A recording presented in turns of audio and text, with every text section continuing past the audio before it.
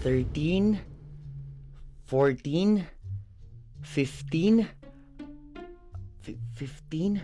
1 to 20 lang? Hindi pa alam? Engot.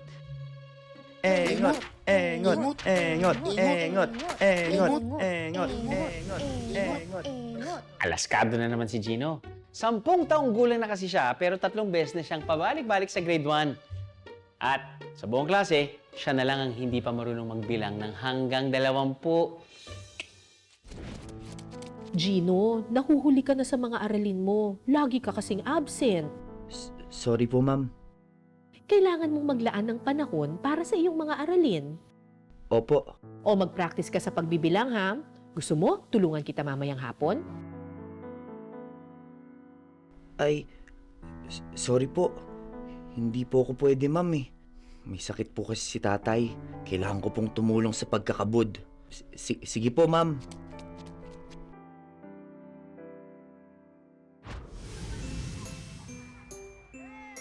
Oh, bakit nakalukot yung mukha mo? Mag-practice ka kasi para gumaling kang magbilang. Practice. Paano ako magpa-practice? Nagtatrabaho nga tayo. Ba't kasi kailangan ko pang matutong magbilang? Kailangan mong maging mahusay sa math para hindi tayo nadadaya ng mga bumibili ng ginto. Pag marunong kang magbilang, mabibilang mo na kung tama ang sukli mo sa tindahan. Diba?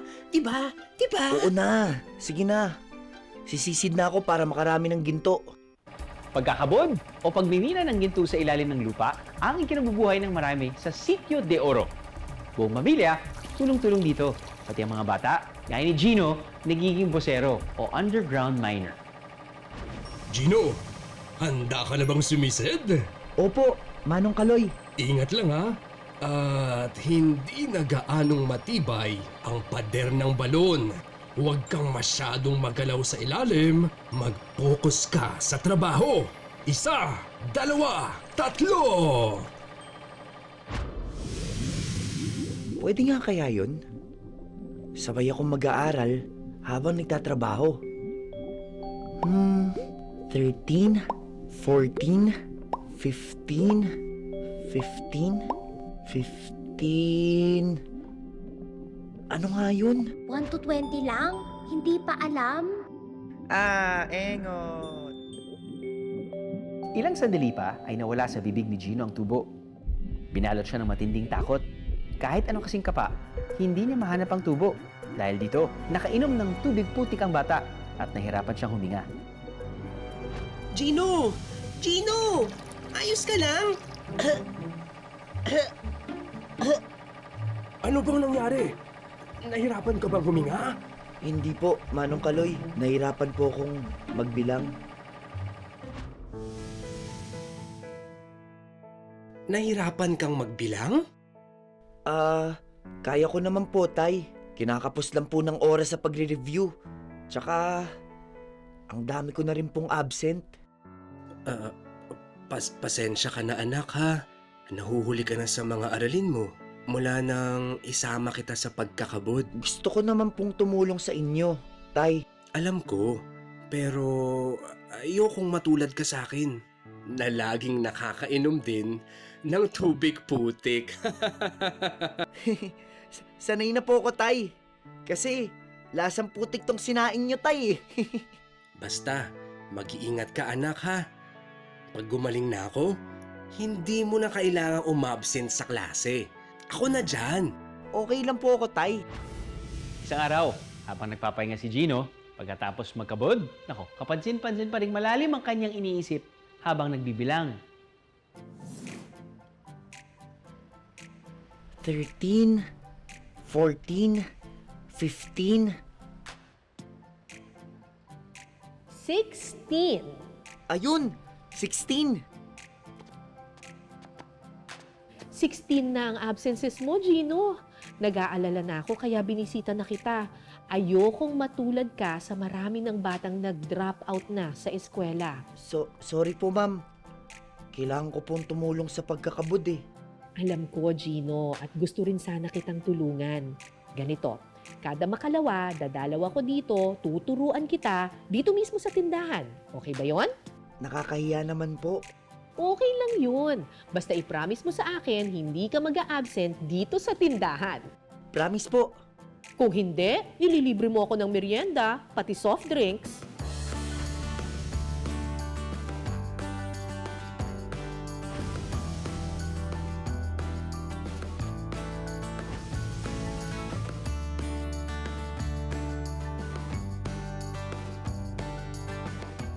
Nang sumisid muli si Gino sa balon, 14, 15, 16, 17, 18, 19, 20. Ayun! Pasensya ka na anak ha. Ayokong matulad ka sa akin. Pag marunong kang magbilang, mabibilang mo na kung tama ang sukli mo sa tindahan. Diba? Diba? Diba? Ayokong matulad ka sa marami ng batang nag-drop out na sa eskwela.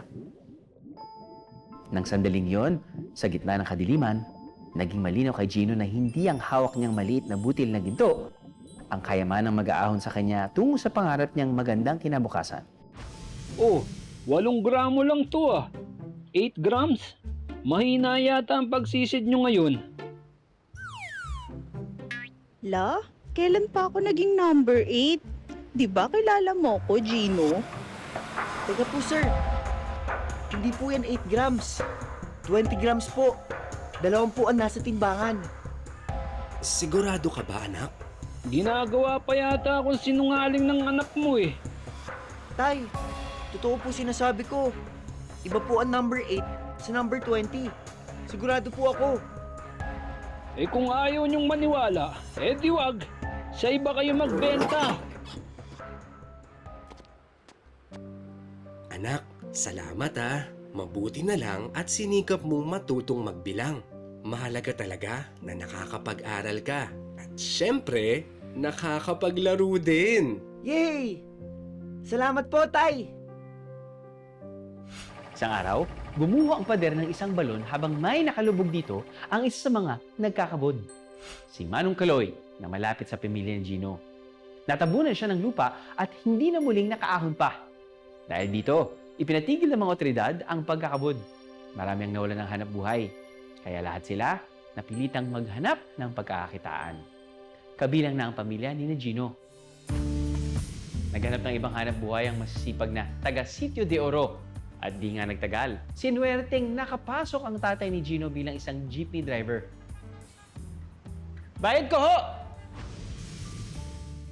Ngayon, malinaw sa mga batang bosero na higit na mahalaga ang mag-aaral. Balik eskwela na ang mga batang gaya ni Gino. That is correct, Gino. Very good. Bigyan ng 3 palakpak. Pagbilang ko ng 20, nakatago na kayo. 1, 2, 3. Alam ng tatay ni Gino na ang tunay na yamang may pamamana niya sa anak ay wala sa ilalim ng lupa. At ito'y kayamanang hindi matutumbasan ng ginto.